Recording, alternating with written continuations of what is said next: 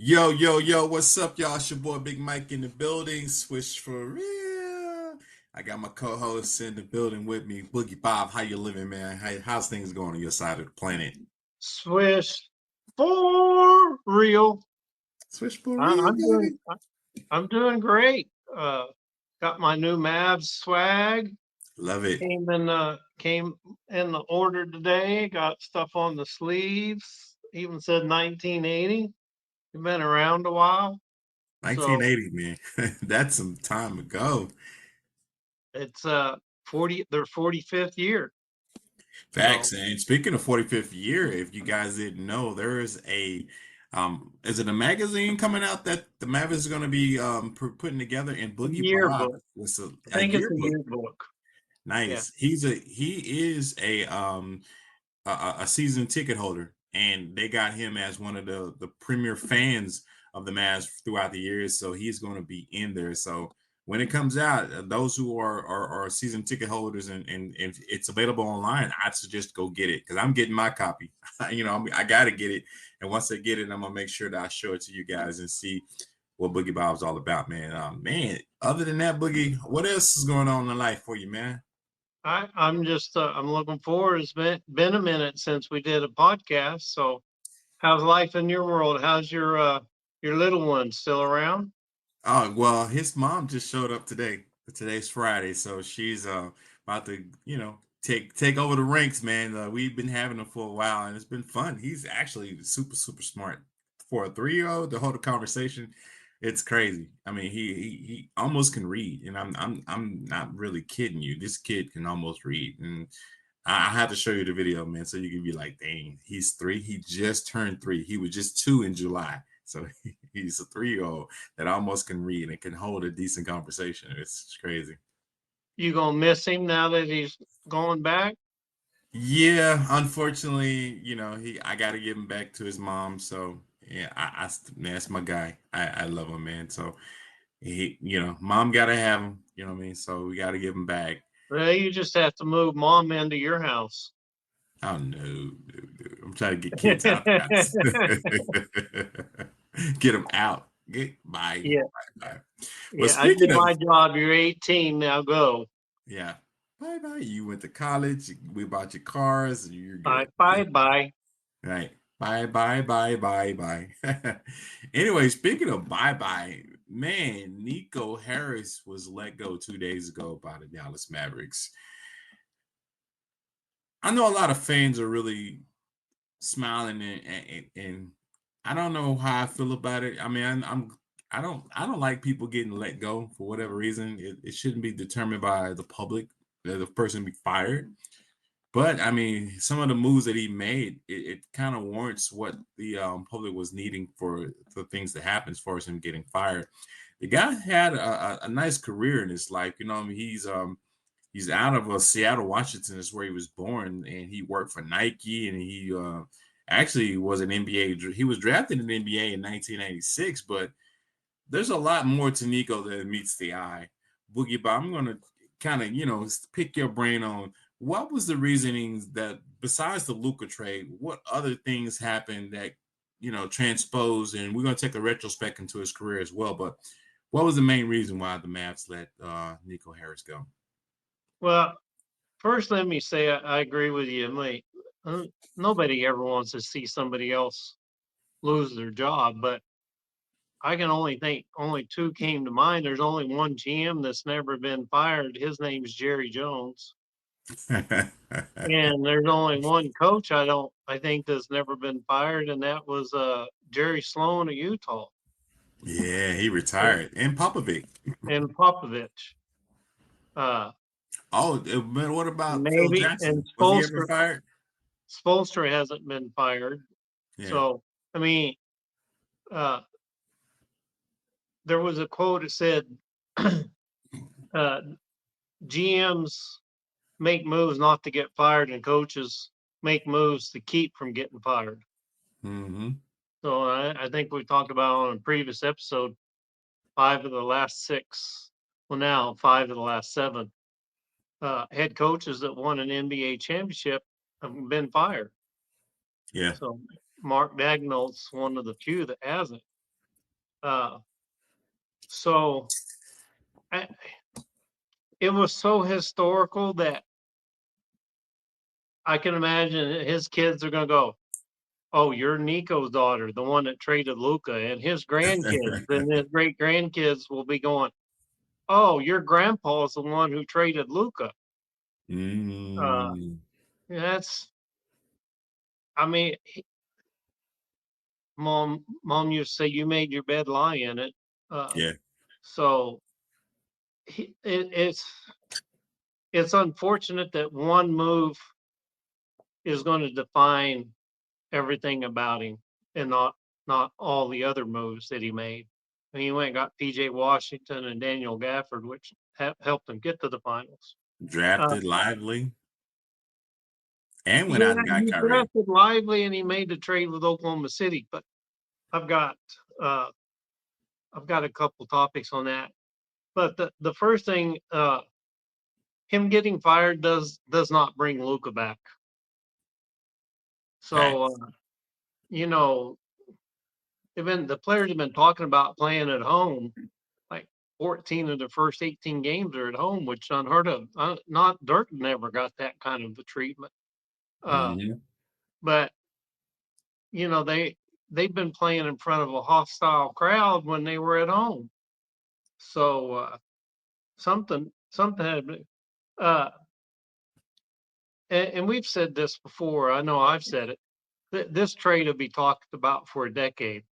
You know, people like to compare it to the Babe Ruth trade and a lot of that, but him getting fired doesn't trade any of that. We don't have a Back to the Future time machine where we can go backwards in time and undo the trade. But you know, there's a lot of chatter all week and on the radio.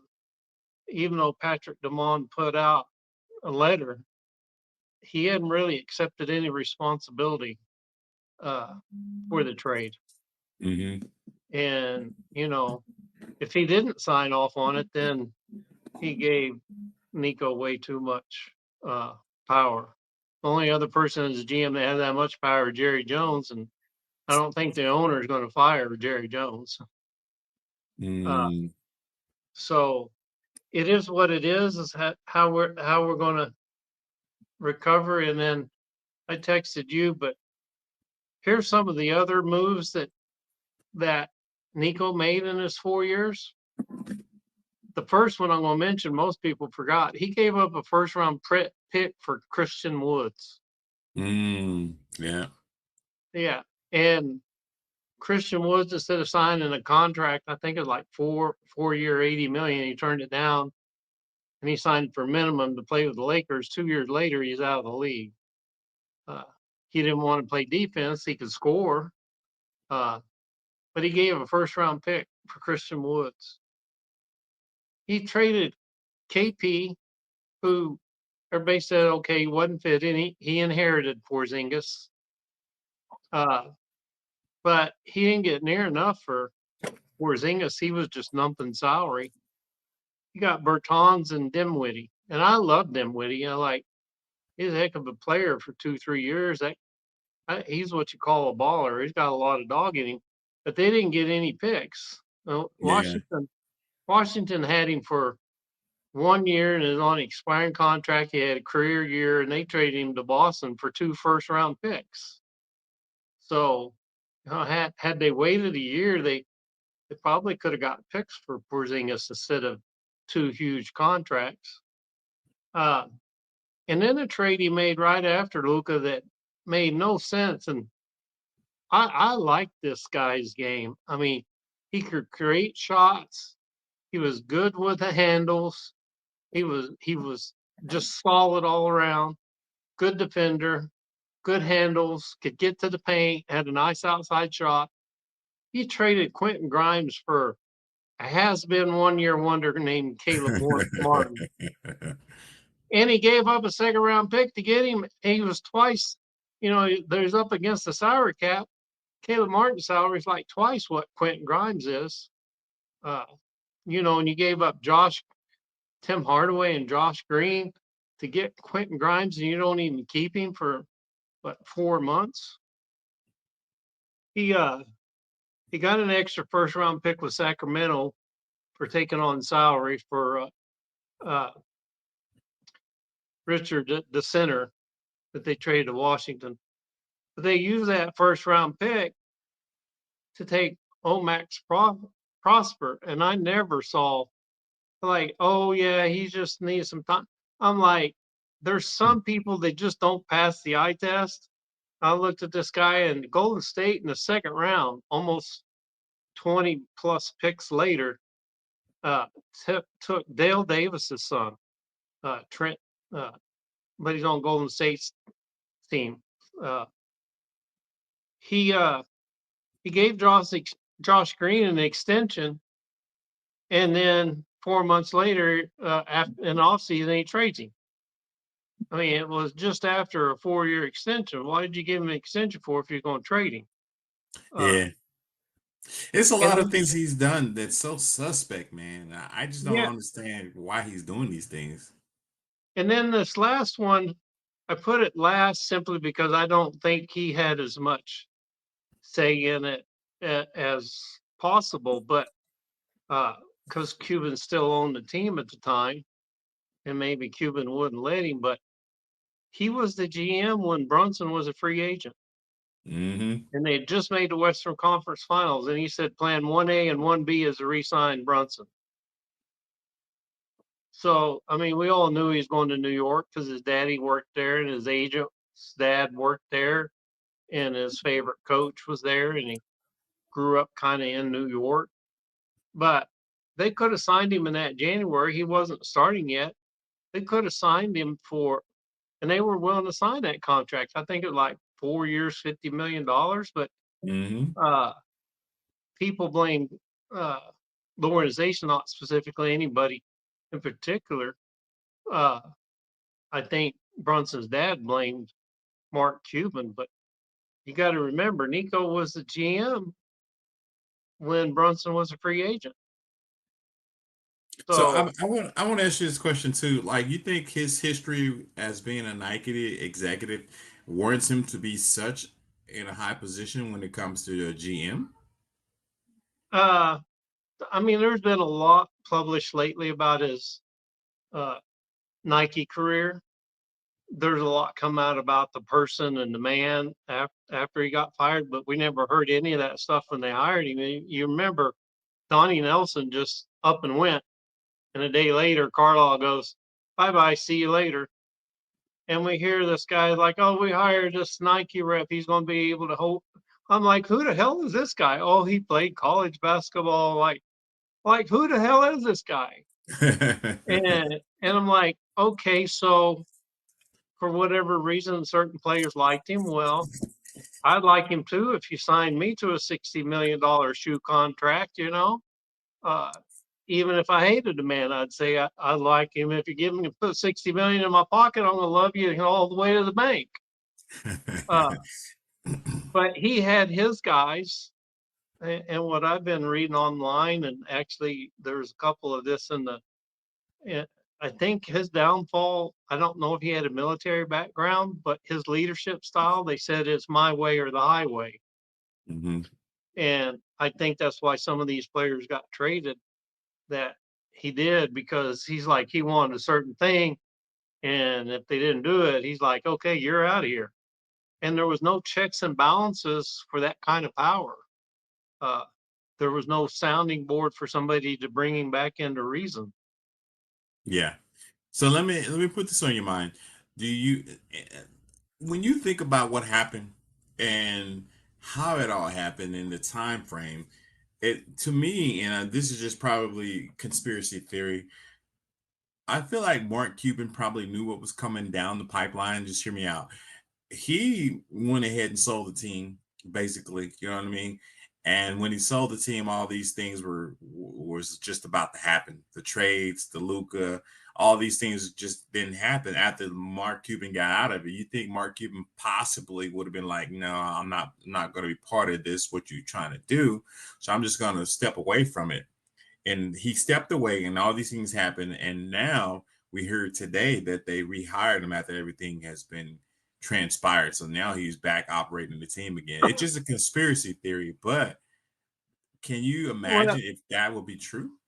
you see a lot of CEOs that hire when things are bad and they see the writing on the wall or things aren't going a certain way, Right. and they'll hire one of their friends or best buddy or somebody that can insulate them, not necessarily be an scapegoat, but somebody that can insulate them from being blamed for it.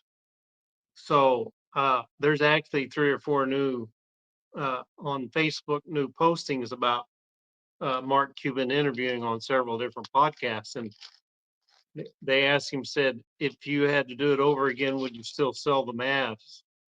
He said, yeah, I'd still sell them. He goes, but I would put them up for auction. He goes, and I would have made sure that I stayed governor, but I didn't want to work full time. Mm. So he thought he would have an influence in there. But if you think about it, if you're spending $4 billion, do you really want to give somebody else control when you're spending $4 billion of your mother-in-law's money? I'm like, and I was hearing today he's an engineer with a background in finance. Okay, engineers analyze data, bring on some outside consultants, and even if he doesn't involve Mark Cuban, uh, Yeah. I think it was the morning news I read. Cuban tried to talk him out of the trade, uh, so that blows the lid off of he knew about it beforehand, and somehow Jason Kidd's escaping all the blame. Uh, eh, who know? We'll never know who all knew about it, but whether everybody was on board or not on board, uh, I texted a friend how to they ought to write a book how to turn $1 billion asset into a few $100 million. Yeah. So I mean he's run his mother-in-law's businesses, so he should have been business savvy, uh, which is leading to my final point. The move was made wasn't because of the crowd or the fans, even though they deserve some credit. They're losing money. They lost a little money last year. They didn't have season tickets renewed. A few people jumped on board because of Cooper Flag and went in the draft. But uh, the other night, it wasn't a sellout. It's the first time in over 25 years that they hadn't had a sellout. I heard that. That news was kind of heartening. 25 years. Think of the record. I mean, very few teams. I mean, Spurs are one, maybe the Lakers, the Green Bay Packers. Uh, Even Jerry World doesn't sell out every single year, but 25 years, 40 home games. That's a lot of games that are sold out and a waiting list. And now you're not selling out, which means they're not buying food, they're not buying merchandise, they're not investing. And that it was a money decision. 3-8, and the chance just added more fuel to a fire is already burning. Like the you get a billionaire that owns something and all of a sudden it's losing money, or they buy out. Mergers and acquisitions happen all the time, and sometimes they overpay. Uh, Hmm. and when they buy in an acquisition and that division is brought in and all of a sudden it's losing money, the first thing the CEO does or a new CEO does, he goes, hey, that asset is losing me money. Let me chunk it away. Uh, One thing they don't do is sabotage their own revenue stream. Facts. And to tie this little conversation about Nico in a nice little bow, when he was with Nike, he also represented Michael Finley, Dirk Nowitzki, Tim Duncan, Jeremy O'Neal. He had some ties with Michael Jordan and Kobe Bryant, and he was the reason why Steph Curry didn't sign with them because he botched that presentation. He used the same presentation they made for Kevin Durant to kind of show Curry what they can do, but you should have made it personable to Steph Curry. So Steph Curry ended up signing with Under Armour. So And, those are some and of the didn't prominent LeBron names. That, didn't LeBron also sign somewhere else? I mean, they pardon the phrase, but he screwed the pooch on a couple superstars at Nike.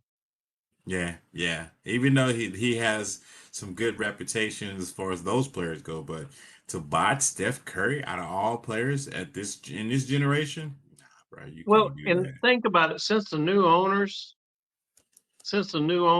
have taken over, they pretty much disowned Dirk, and the organization just basically created a divorce that didn't need to happen with Dirk.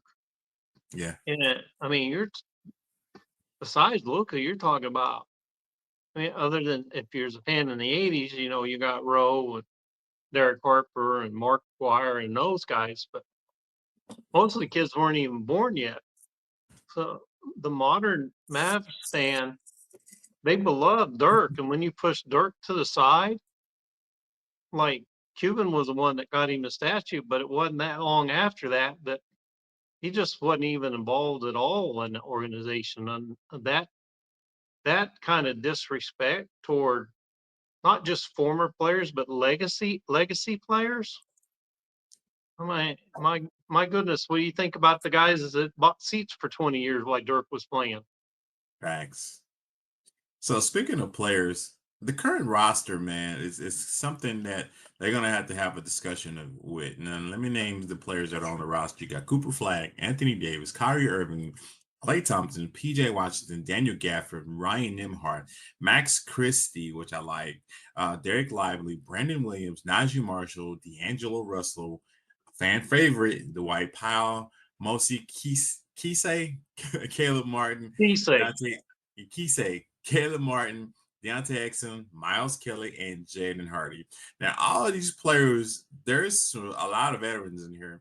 And the one I like the most right now is Najee Marshall. Najee Marshall has been hooping for the last couple of games. I don't know. PJ, I'm rooting for PJ. I'm a big fan of PJ. He's a local boy, and I'm trying to support the local kids. But PJ, come on, bro. You gotta be consistent. I mean, I hope you see this video. No shade to you because you're my boy. Be consistent, bro. yeah, Be on it. You know what I mean? But out of all these he, players, there are gonna have to he be some changes and some moves. What do you think about the Mavs trying to move some of these players? What players should be moved, and what is their next steps as far as these players going on this roster? well, I've got some 4 or 5 definitive points on that before I go into that. Uh, PJ is the one player, the third best player that went to the finals, and he disappeared in the finals. Mm, Uh, he really did. He didn't even have one great game. Even Tim Hardaway had a highest scoring. That was in a blowout victory. mm, PJ had his hands full guarding, but they needed that third scoring option, and he just wasn't there. That he's a OKC Thunder killer, but he couldn't do anything about the Celtics. Uh, Second thing I'll say, there's only 2 players out of all those you mentioned. The rest are Jags. And for those who haven't been following us, Jag is just another guy. mm-hmm. They got a bunch of Jags on that team. Uh, his value, right? This is my main points. His value is probably at his lowest right now. Are you talking I about would PJ? no street clothes. Oh, AD. Then Anthony Street Clothes Davis. I wouldn't wait for Kyrie to come back. Trading. Just try to get a pick, or try to get your own pick that you own. The problem is they own 40 some plus million this year, 50 next, and 60 some odd the following year.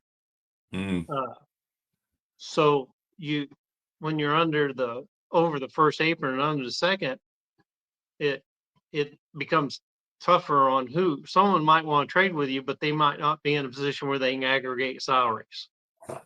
Uh, but even if I got pennies on the dollar or a half a cent on the dollar, like they I saw a stat today, they were 8-6 when AD plays, but he's only played in 14 out of 44 games.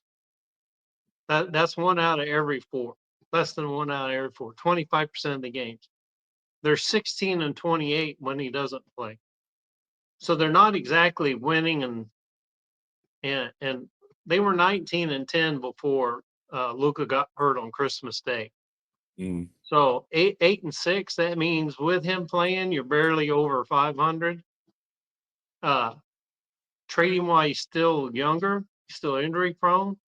Injured players tend to get injured, but trade him now and get some smaller pieces that you can get that money off the books. Hopefully you can get some picks. So I what would the rumor is that they may trade him to Golden State for whatever reason. For who? They haven't really said, but that's just been something that's been floating out there. Yeah, I would take Jimmy Buckets and a couple picks back. Mm. I mean, at least Jimmy Buckets you can go to as a go-to scorer. You can't even depend on AD for that. They don't have a go-to scorer right now until Kyrie comes back. All the pieces that they got were dependent on someone else setting them up. Uh, Mm-hmm. and even when AD is playing, you can run the offense through him, but nobody else is getting the score just because the ball's going through him. That's why, I mean, if you trade him for Jimmy Buckets, at least you got a guy who's got gravity. Anthony Davis don't have gravity. Nobody's going to double team Anthony Davis. So what if he's been averaging 25 points a game when he plays? Who cares? Like they're not going to double team him. Uh, Jimmy Buckets might have some gravity at least. Uh, the next guy, and I just feel sorry for him because his dad played for the Lakers. He's got a house in Lakers. He's got a boat, and his dad was upset that he didn't go to the Lakers. And he's like, I want to go to the Mavericks, and I want to play. You know, we just gone to the finals. He wanted to play with Luka. Mm-hmm. Well, he wants another ring, and there's no Luka. So I'd trade Clay for a couple second round picks. Just start building your draft capital. He's not exactly shooting, and he's not exactly helping them win. So there's two players that really aren't helping them win. And if you're not going to help in baseball, they'll call it wins above replacement.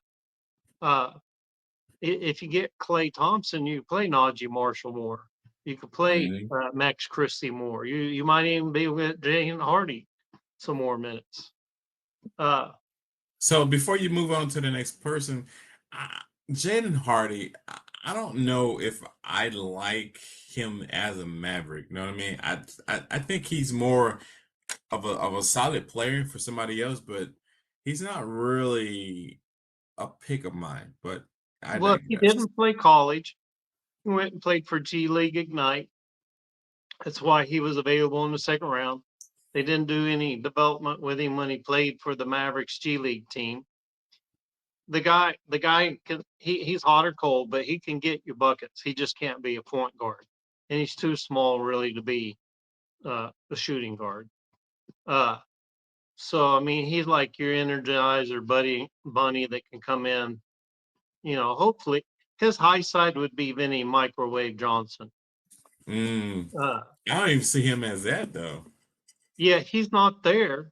So I mean, he's just a young jag. Uh, I mean, the crowd gets everybody talks about the Hardy Party, but that occurs what 2, 3 times a year out of 80 games. Uh, these next two players, the first one I'll just say he's been traded a lot. He was drafted really high. A lot of teams have had him, and a lot of teams let him go. I I wouldn't even bother trying to trade D'Lo for anything. I'd Yeah. just cut him. Just cut him because ain't nobody going to give you anything for him. Just cut him. Let somebody take him as a buyout. And Caleb Martin, he's got a salary slot that's taking up space. I think I'd just cut him. I don't think I'd even try to get a second round pick. Just cut your losses, free up that because Muse Cisse is on a 2-way contract. Cut one or both of them. Now you have a roster spot to bring in Cisse, and Hmm. he's getting time that Dwight Powell used to get. I, Yeah. I like the guy. I mean, they had what was it, Keelan Jones and that other guy that Kai Jones and Kai Jones, yeah, he was yeah. nice. So, another team picked him up. Like, there's enough G League players out there that could give you more than D'Lo or Caleb Martin giving you. I like, if you get a second round pick, good luck. I said, just cut him. Just cut him loose and get that cap space. I mean, you're already basically a G League team, so bring in a couple G League players. Yeah, Uh, and there's rumors where they trade Kyrie. You're going to need Kyrie for a couple years. yeah. So even if you make the trades, you're going to need something for the Mavs fans to come cheer and root for. And you're going to need Kyrie is not going to fix all that. Still have no perimeter defenders. Let's just Nope. say they got a lot of bigs, but they can't get the ball to him because they got no shot creator and they got no point guard. Uh, Well, Brandon Brandon, Williams is nice in my opinion. he's a nice backup. He's your JJ Brea, but if he's your starting point guard, I mean he's serviceable. But if he's your starting point guard, that right there ought to tell you. I mean, they were 16 and 28 after the trade, and Brandon Williams started a lot at the end of last season. What are your thoughts on Dante Exum then? Could he be the point guard? Uh, Overrated. I mean, he's a straight line dribbler. He makes some passes. He had a couple great years in Europe, scores some points, but I he doesn't really have the handle. If you have him as a point guard and they double team, he's a turnover machine. Mm. And I just he I tell you who he is. He's a poor man's version of Marquise Daniels. Marquise Daniels was a lot better, in my That's opinion. why I say he's a poor man's version. Oh, Marquise could at least score and then turn the ball over, and at least he can get to the hole. But if you really study the tape of the kind of dribbling, Dante Exum is a straight ahead. You know, if it's an open lane, great. He can accelerate his straight ahead dribble. But if he has to go east west to create an opening or beat a double team, he can't do it. so Nazi Marshall as a small forward, do you think they should retain him? Because I like him. Like I said earlier, man, he's been really I trying to show I think himself that he's worthy of the time that he's getting I, on the I floor. want to see Najee in the starting lineup. Yeah, I he mean, deserves when it. D-Ly gets back or Gafford, at least they've got Cooper at the small forward as a wing player, power forward with PJ. But I mean, Max Christie is shooting guard, okay. Brandon Williams is point guard, okay. But Najee played point guard for him a lot last year. The guy can get to the hole, and when they double team, he just beats them. Yep, Uh, he's and tough. He's he, really resilient. he's a I can't think of a player that's kind of his size that has that kind of game, but He Najee should reminds me of be a key. LeBron James in some some Uh, cases. You know what I mean? I was thinking of a taller, bigger, stronger version of Spencer Dinwiddie. But the only difference between him and Spencer Dinwiddie, Spencer's a lot faster than Nazi. Nazi's a That slow was pitch yeah, player. that's the one thing. He's not as fast, but Luka proved that you don't have to be fast. You can decelerate. Got the wiggle. You got the escape part of it. You know, uh, which bit come back around full circle. Uh, uh, I think I'd call the New Orleans Pelicans and say, "Hey, you want AD back? Hey, y'all drafted him. We'll take Zion Williams off your hands and his huge salary and give us a couple picks." Uh, I mean, you're trading one flat tire for another, but at least Zion Williams is younger. Yeah, and then you get more people interested in seeing him play. Can he develop like he was developing with New Orleans at the time? So he's a Yeah, smaller version of himself, but again, it's interesting. I like that concept though. yeah. I mean, if you're not going to get a point guard by trading AD, then go get somebody whose value is just as depleted as AD's and Zion Williamson. uh, number one pick. I told my friend, I said, overrated. I wouldn't take him with any of the lottery picks. He said, And you I see still North Carolina? I said, yeah. I said, the guy's going to be an Oliver Miller. He's going to be out, fat, out of shape. But, Zion Williams, to his credit, got in shape this year. But guess what? He got hurt. yeah.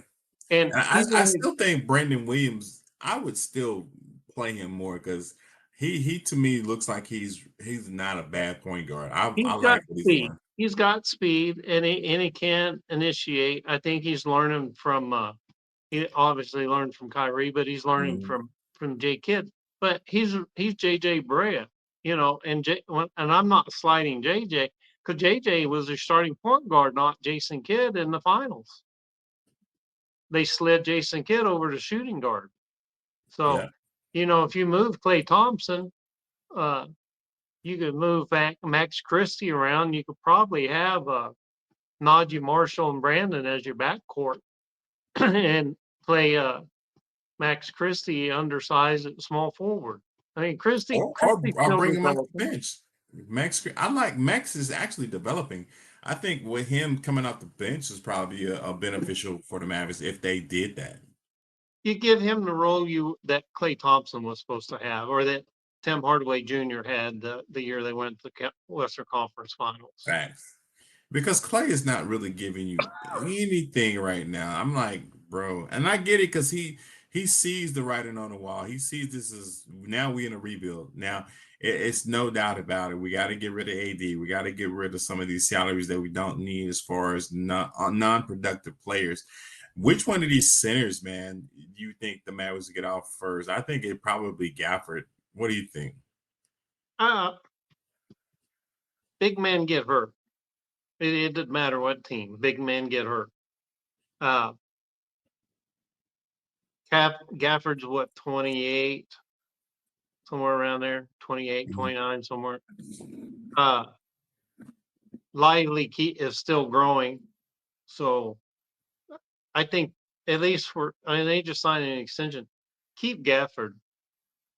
Gafford is a good asset piece. I And agree.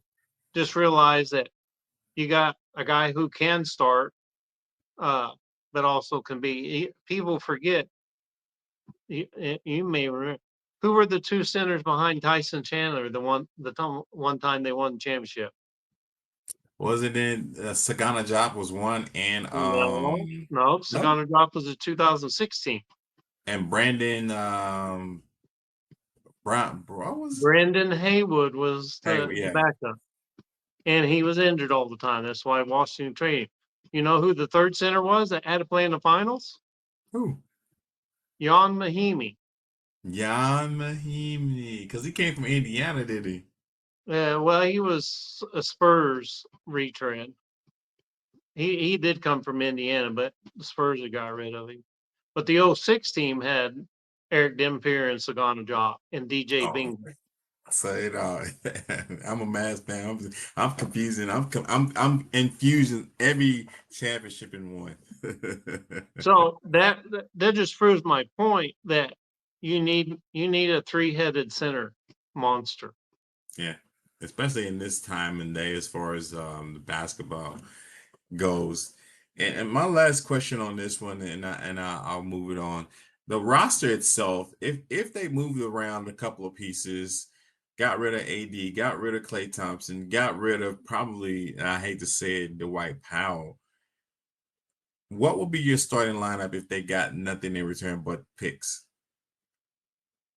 On the front line, PJ Cooper and D-Lie. Uh, in the back court before Kyrie comes back, if you don't trade for point guard, I would leave it as Brandon Williams and Max Christie. Got Uh, it. that Brandon Williams, as you well point out, speed. There's one thing you can't coach height and you can't coach speed, and both you and I coached, and you just can't coach speed.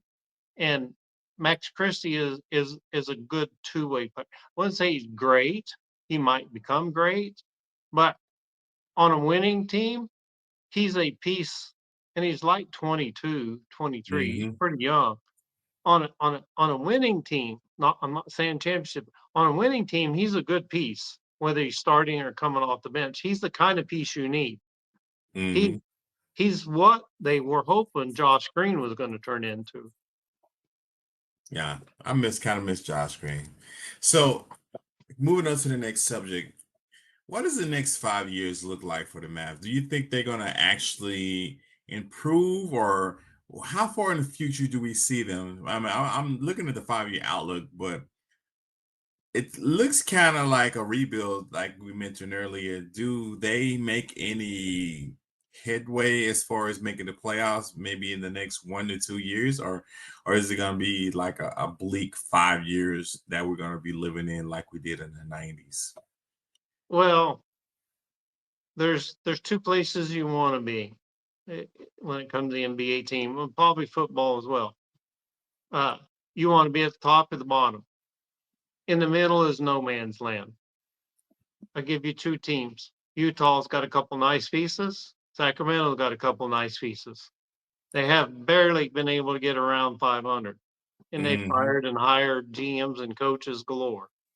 You know, Utah's got Laurie Markkinen, and they trade. I think they let Clarkson go, but and they got that Ace Bailey, I love him. and they got Walter Kessler. But He's they're a not. He's five. hurt. He's injured though. That's a 500 team. Utah has been in that land for 4 or 5 years now. Yeah. Uh, Sacramento got rid of De'Aaron Fox, but added Carl Lemmer. They got Sabonis. Uh, they had a few years ago Keegan Murray, but they're basically hovering around 500, and they haven't made the playoffs. So and that's the worst place to be. Uh, I wrote my first two words when I was looking over the uh, The run topics cheat. for the night. I had two words. What when you say what does the next 5 years look like? Bleak. And the second word I wrote down, frustrating. Mm. So I was 1 year, I think it was 92, 93. 1 year I had season tickets before the three J's were there. And they went through three coaches, and we were just hoping we won more games than the Sixer team set the record for most losses in a season. So This do is you going to think we're be gonna be that far down? Like, I think so. I think you're going to be reliving the 1990s all over again. That's how far they set back this franchise. and that just one trade sending Luca to LA. Well, the one trade started it. The subsequent trades that are going to happen will finish it. Uh, and before the 90s, that team was getting old. 88, 87, 88, they made the conference finals. That team, they traded Aguirre away, then traded Blackman away, then they traded Harper away. That team was starting to get old. Uh, the next 5 years, I don't think they make the playoffs. They make one play-in game, Even with Kyrie, even with Kyrie. what He can't changes do do it you think all. that? He can't do it all. Yeah, what changes do you think the Mavs need to do as far as if they wanted to make the playoffs? Say, for instance, we just watch next year, 2026, 2027 season. We just watch it. 2027, 2028 season, what do they need to do? And Kyrie is again is going to be 2 years older at that point in time. What do the Mavs need to do to make the playoffs in 2027, 2028? If Kyrie's still on the team, then you need somebody else that and I'm not going to specify a specific position, but you need a player who draws gravity, who makes Kind of the like other Luca. team Yeah. adjust to that player, whether it's double teaming him or zone trap or uh, pick up high. Uh, you need a player. That's the one thing nobody ever appreciated. Mavericks fans appreciate it, but James Harden, LeBron had gravity. You just didn't leave James Harden open. Well, Yeah. this team was constructed around Doncic that had huge gravity, and you no longer have that. Yeah. So if they want to make a playoffs, they need a player. And Kyrie, I love him. He's a great game. I didn't think that was going to be a good trade. Turned out great, but he doesn't really draw gravity. He doesn't really, you know. Boston built around Tatum and Brown. Brown didn't draw gravity, but Tatum did. And they traded for Derek White.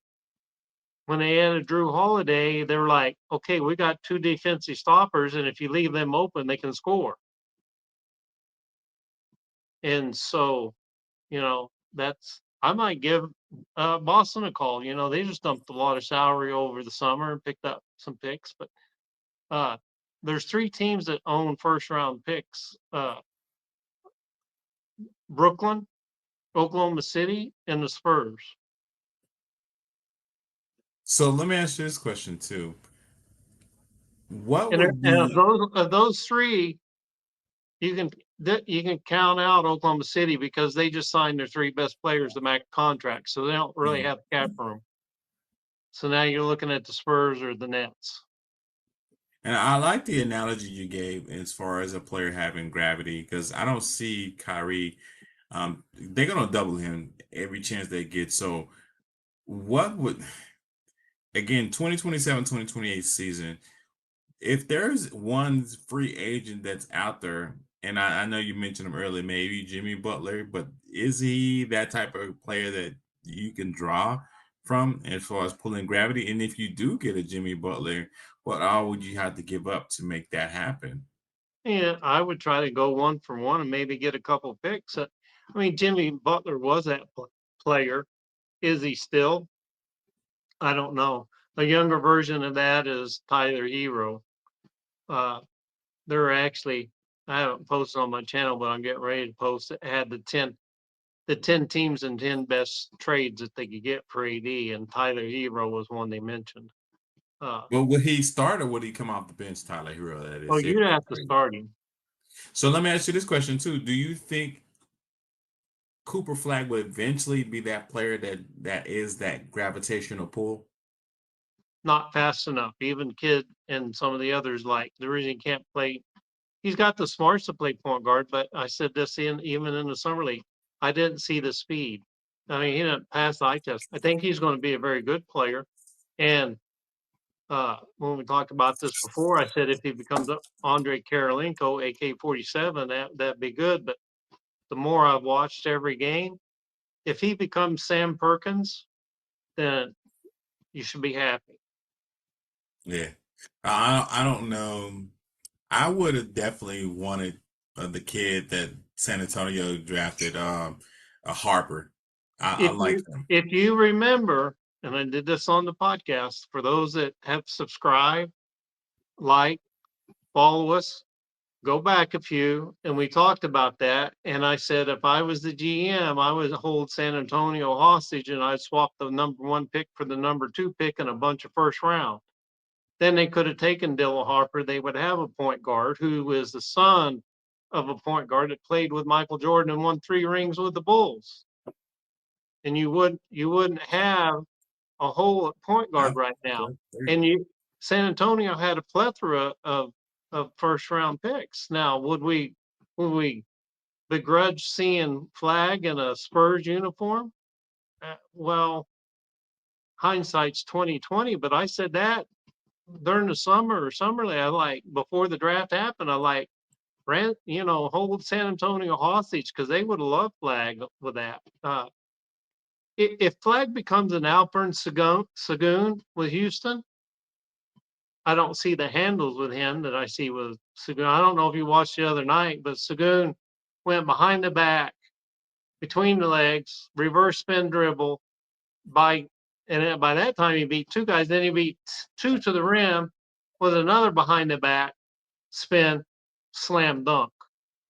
He beat all 5 guys on the team. To go look at ESPN or type in Sagoon handles, or I don't know. It's out there. I like, if Cooper Flag becomes that, oh boy, then we'll all be happy. Uh, Yeah. but what I see in him is a Sam Perkins.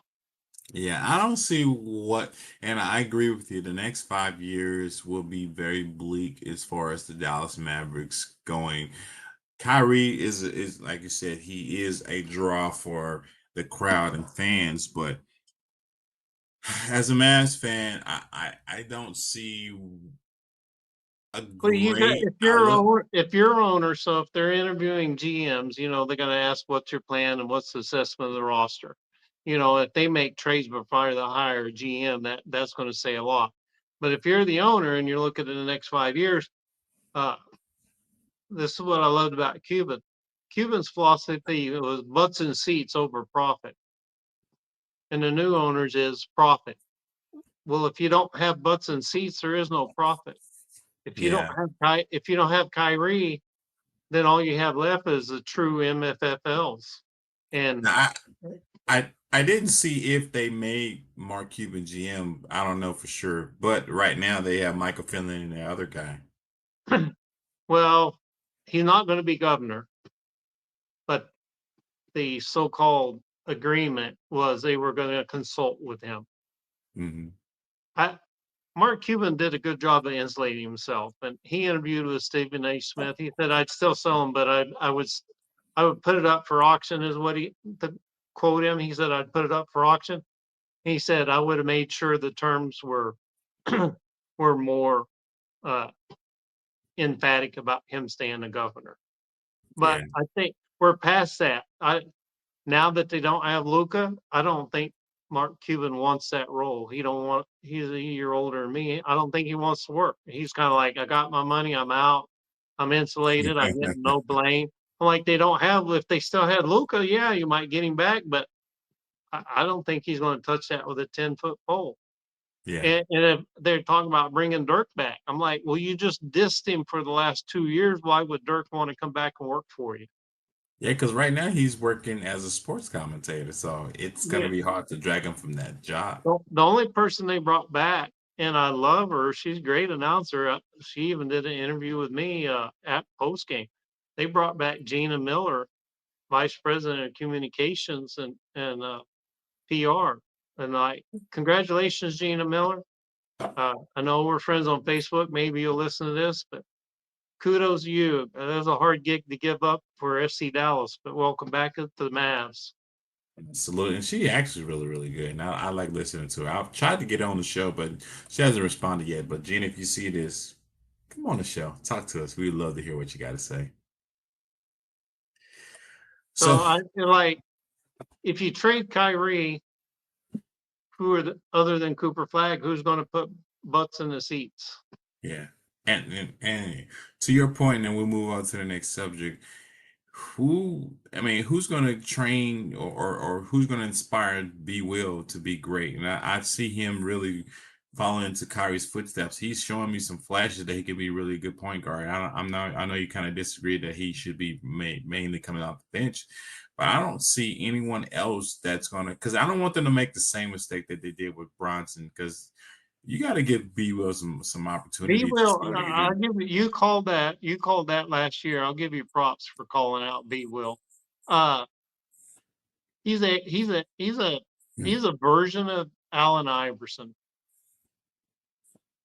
I mean, everybody knows Allen Iverson for his crossover dribble and hanging out everybody's jock straps. But what people don't realize is Allen Iverson AI was just fast. Hmm. Uh, you got to move before. If somebody's faster than you got to start moving before they did. Facts. They're just like I said before, you can't coach speed. B Will's got the speed, and uh, he's a nifty player and a nice player, great find.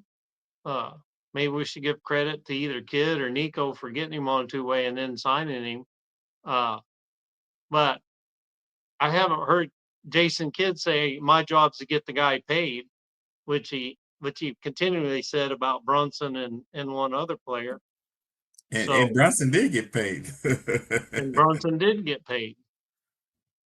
So I mean, if Jason Kidd starts saying my job's to get B Will paid, then you got something. But uh for the speed component, being able to get to the rim, he's AI. Yeah. And think of the players that were around AI that went to the finals. Raja Bell, Raw Ja Bell. That is a name that Phoenix loves. Phoenix Suns. Theo Ratliff, I think, was on that team. Yeah. It, I would actually have to go look at my source to think of another name that was on that team. And they didn't have superstars. You know, but yeah, being that that's our last topic on as far as the 5 year outlook of Mavs, I appreciate the fact that we still have a great team. As far as not a great team, we're serviceable. We're going to be better if we just start gelling. We got to move some pieces. We got to move AD. We got to move D-Lo because these guys and Klay Thompson. I'm sorry, Klay, but you guys, you deserve to try to chase your dream as far as winning a championship with another team. Maybe Golden State, maybe Minnesota, wherever we can get you going. Guys, good luck on your next whatever your career path I goes as far I as I, being a I player. pick up the phone, call Denver, and ask for the flamethrower, Tim Hardaway Jr. It's hot Get and them. cold. You Yeah, know, yeah. might even get a pick. But I'll tell you right now, a franchise that's in worse shape than the Mavericks. I'll give you three guesses, see if you can think of them. Well, there's actually two, but there's one that's a surprise. Uh, that is in bad shape with assets, collateral, salary, players, age. The only I would say Charlotte Hornets, but I may be wrong. Yeah, but they got LaMelo Ball. Yeah, but still, they don't have a clear direction as far as the team goes because they're But not. I don't know if you've seen that rookie playing with LaMelo, Cedric something. Uh, they got some players in that Yeah, center. They got rid of Mark Williams in the center, took his spot. That like Charlotte could. I mean, you might as well call it Charlotte Mavericks and the Dallas Hornets, because that's who we become. But no, it's not Charlotte. yeah. Which team is it then? Have you looked at the LA Clippers record? With Kawhi Leonard, then they got Chris Paul. Man, it's something. They don't have Norman Powell anymore, Yeah, he's gone. and and uh, James Harden's getting older. The only youngish is Ivan's Zubac that they Zubac. got. They're the Mm. oldest team in the league. They got the exact same number of victories as the Mavericks, and they're up against the salary cap, just like the Mavericks. And they traded all their picks away to get the players they got. They traded SGA and a buttload of first round picks to Oklahoma City just to get Paul George. And now what? It just nothing. So I mean, the Clippers, who were the dogs of the NBA for decades, that they're just as in bad a shape as the Mavericks, if not worse. Yeah, I agree. I mean, so you're asking about it just came to mind. You're asking about a player. We talked about Jimmy Buckets. It just came to mind. Would you on that this question I'm asking you, would you trade Anthony Davis for Kawhi Leonard right now, straight up, no picks? No. Why? Well, Kawhi, in my opinion, is a great player, but I don't want to move anybody if it's not younger. You know what I mean? Because both of them pretty much are at the same age bracket. So why would I trade a young player at the same age bracket and they both injury prone? I wouldn't do it. I would definitely just hold on to Anthony Davis till I find something that's younger and could be potential. But when you talk about a two-way wing player that can score, who can dominate a series, Kawhi is that. And I I'll have agree, to but look it up. You'll have to look it up. I think Kawhi's played more games than Anthony Davis has over the last 5 years. yeah, but it's still the age is what I would be looking at for this sport. And plus, how many teams has he been on? Three so far? Toronto, San Antonio, and now the Clippers. So that's too many teams in my opinion. And same thing with Anthony Davis. You've been on three teams. So what does that tell you about your career? I mean, like you want to you're chasing or you're not really what other teams really want it. You know what I mean? Jimmy Bucket's been on three teams: Chicago, Miami, and Golden State. The same thing. I mean, I wouldn't want him if I can just right now figure it out through the draft and maybe I can get a player off the G League or maybe I could trade for somebody, you know what I mean? I would definitely look at what Oklahoma's doing. You know what I mean? They got Well, a great team and they're all young. which is what I posted on mine the day before they fired Nico. I said, try to trade AD for Jalen Green and some picks with Phoenix. They dumped KD and got quite a bit back. I like, y'all gonna have AD just send us Dylan Brooks, who everybody hates, and Jalen Green. Jalen Green's hurt right now, but he's a young point guard. And Dylan Brooks is a young version of Drew Holiday. And his shots improved. Yeah, yeah. It's interesting though. I'm not quite sure how we go on in the next 5 years, but like you said, I think maybe we can be good in year 2 or 3, but it's really up to debate. I mean, we've been talking about a lot of point Well, guards. here's the one question to finish off this the next fight. Will Jason Kidd still be the coach in 5 years? No, I don't think they're gonna keep him. I don't think they're gonna keep him. I think what's gonna happen is that he's gonna go through a dry spell, and that just because of the roster, unless you do something miraculous and make these teams so phenomenal that they make the Western Conference Finals 2 years in a row, that's the only way they're gonna keep Jason Kidd. And they already signed him for what, 3 years? So Yeah, he has, he was smart enough to get that before the season started. yeah. And to be blunt, I want him to be the coach for however long because he was drafted by Dallas. He took us to the finals as a coach and he helped us win a championship as a player. So why not root for him? You know what I mean? So I'm not quite sure as a point guard and a coach how far he can take the Mavs without really good key pieces. So it just, and I go back to my conspiracy theory. It has to be something to do with the upper echelons as far as those decisions go. So I'm not quite sure. But speaking of point guards, and this guy out of Spokane, Washington, stand a good 6'1" and 1 inch shorter than yours truly. John Stockton, man. People been tripping about his stats lately, talking about his stats or fabricated, and the media were really not reporting his over reporting his stats, saying that he was not that great of a player. But when you go back and watch the tape, you go back, and I'm gonna repeat that, and watch the tape on any playoff game, and a lot of people talking about he didn't do great. They are they underestimated his stat totals, man. They missed some assists on this guy. John Stockton is a beast, man. I mean, who can? I mean, he holds what the record assists and steals. I think somebody's already probably broken it by now. But as far as assists, but steals, I mean, to be that good with Utah, Karl Malone, come on, man. Your thoughts on John Stockton, his career, and let's take a deep dive on that particular point guard. Well, it was a symbiotic relationship between Malone and Stockton. Mm-hmm. Uh, we saw what Malone could do in LA for 1 year before he blew out his knee. I mean, he was still good, but he wasn't the same. And he was older. I think he might have been close to 40 or 40 at the time. But and Stockton played 1 year without Malone, and you could see uh, when I was looking up the stats, 19 seasons, and he only had 3 seasons where he did not play 82 games. So 16 out of 19 seasons, he played 82 games. Uh, load management wasn't quite thing back then, but uh, he wasn't noted to be all that fast either. But he got the job done. So I mean, it was a symbiotic relationship. They both made each other better. But you could have put Zebo with Stockton, and he would have had great numbers.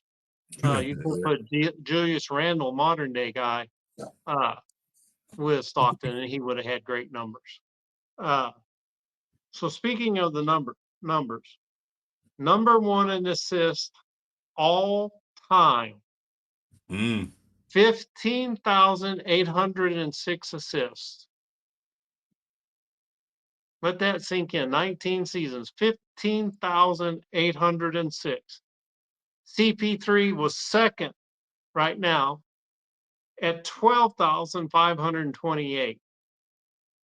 3,000. That's 3,000, and he's played almost as many years. I think he's in season 20. That's 3,000 assists less.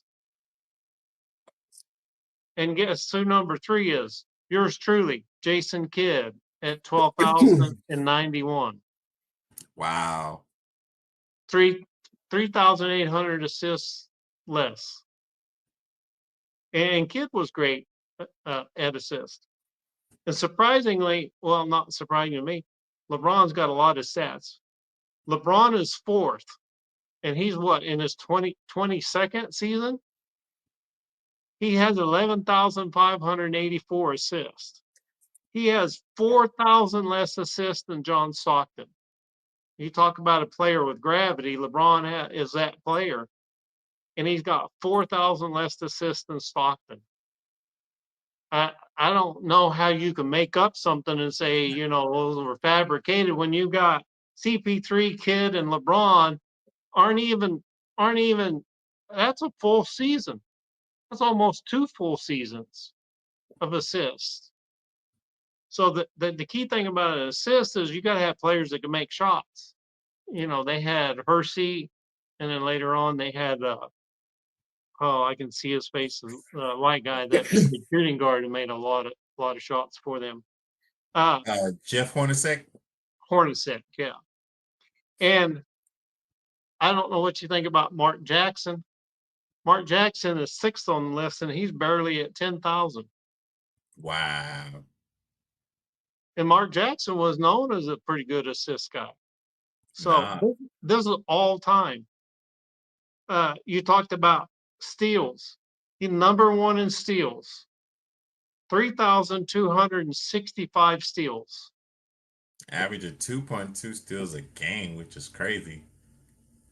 CP3 is 2nd on the list with 2,726. That's Crazy. 500 steals less than Jason Kidd. LeBron is 6th on the list with 2,345. Almost 1,000. He's in his 22nd year, and he's almost 1,000 steals behind. We're That's talking about crazy. a guy who, other than centers, LeBron is pretty much bigger and faster than everybody. They call him the freight train. You can't make up statistics like that. Just those are those are like Cal Ripken. I wouldn't say Babe Ruth, but they're like Cal Ripken type statistics. It's like it's going to be when you're talking CP3, Kidd, and LeBron aren't even close to his stats in those 2 categories. I'm like, my gosh, it may be after our lifetime before somebody breaks that. Thanks. So here's some of the, I'm always good for the career stats.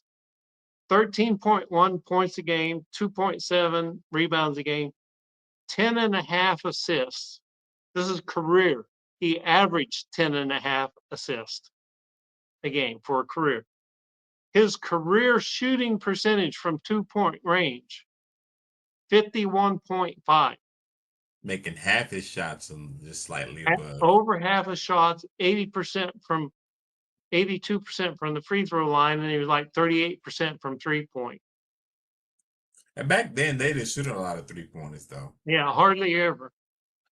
19 seasons. 12-time MVP voting shares. And that's crazy. He never won one. He never won one, but think about who the MVPs were. Magic, Larry, Michael, Isaiah. We're talking about guys that are known by one name. And he got MVP voting shares 12 of his 19 seasons during the Magic, Bird, Jordan years. That's respect. Don't forget Reggie Miller. And Reggie Miller. I mean, that's mad respect. 11 times All NBA. Twice he made the first team. 10-time All-Star shares. 5 times All Defensive Team. Think about that. 5 times he made the All Defensive Team. Never the first team, but he made the All Defensive Team 5 times. So, and going back to that notion that you stated, defensive team, just think about how smart you have to be to average 2.2 steals a game. Yeah, it's called anticipation. You study Exactly. film, you know where your player's going, what his habits are before, and so you make the move before he does. And if they don't have a second or third or fourth move, I always tell people it's easy to have one great move, but if you don't have a second or third or fourth where you can adjust, then somebody's gonna pick your pocket in the NBA. Every time. Uh, two-time steel champion. 2 times he got defensive player of the year shares. So, most people was like, "Well, he scored a lot of points." Well, yeah, he had some several years there where he scored 20, but he got respect. I mean, we're talking Derek Harper was a point guard during that time. Gary Payton was a point guard during that time. Magic was a point guard during that time. Terry Porter.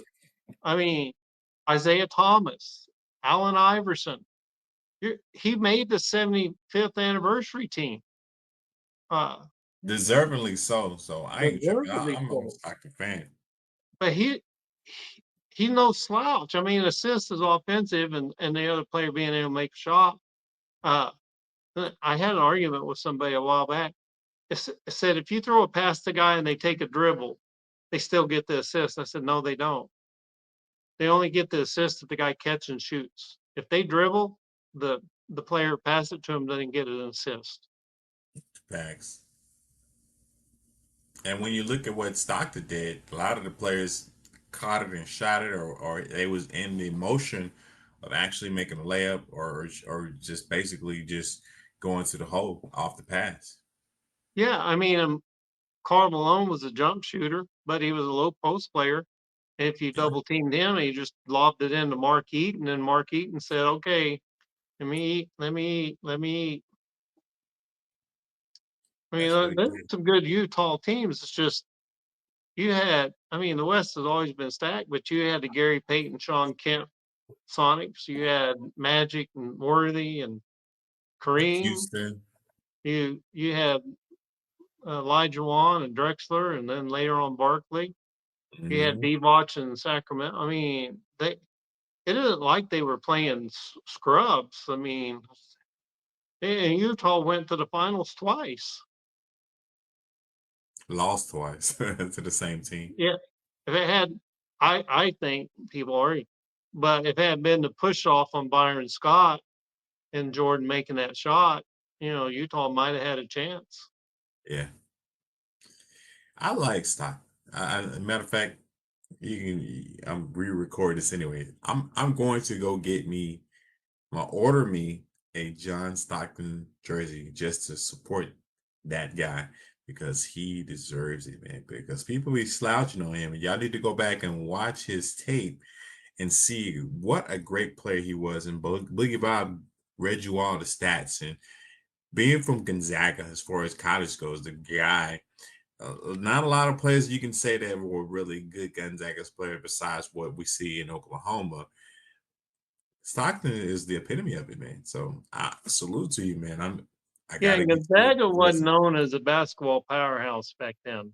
back then for sure. But to come out of that now, it's crazy. You got So, anything else? I'm yeah, sorry, go ahead so and I finish have it. a quick. What number does Stockton wear? Correct me if I'm wrong, is it 13? 12. Same 12. number as Oh, Derek Harper. dang. So my bad. So I gotta give me another number 12 John Stockton jersey. So I'm gonna wear it on the show. Y'all gonna see it. We're like, he actually got it. I'm telling him I'm getting it. Anything else on you got on John Stockton? He was fun to watch. Facts. And again, You back to don't your have point. to. For me, I don't have to love the player to appreciate their talent. Uh, Facts. like some people hated Kobe, some people love Kobe, but I always appreciated Kobe's talent. Yeah. And to your point, man, him giving that ball to Karl Malone really helped his career for sure. Salute to you, John Stockton. Appreciate you, man. Boogie Bob, man, it's been a great show, man. Thank you for coming on. I know you had some rest time. Me and Big Ken got it in last week. Salute to you, Ken. I know you watching. I appreciate you, man. You got to the end of the video. Anybody who can tell me, what we talked about last show, I'll give you one of these shirts, man. And I'm just telling, hey, just put it in the comments. You get a Fire, shirt. fire, Yes, sir. big We can, going fire. again. Yes, sir. Boogie Bob, let the people know where they can find you at on these social media streets, man, so we can close out and give get Down your there, weekend you'll done. see Boogie Bob, YouTube Boogie Bob, or All right, there. Swish for real. Switch Swish for real. Just for real. And guys, just Subscribe, like, comment. all that. And check out Boogie Bob on YouTube too, man.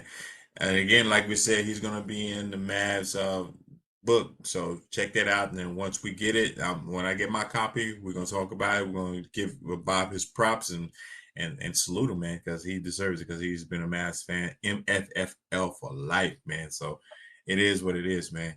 If you want to catch me, man, I'm on YouTube, X, I'm on Instagram now, and I'm on Twitter. So you catch me on all those, man. What's Twitter and X the same thing? So what am I missing? Instagram. I think that's all of them. So YouTube for sure. You can catch me here and always here, man. Switch for real. And I love basketball. I'm always talking and I'm always talking.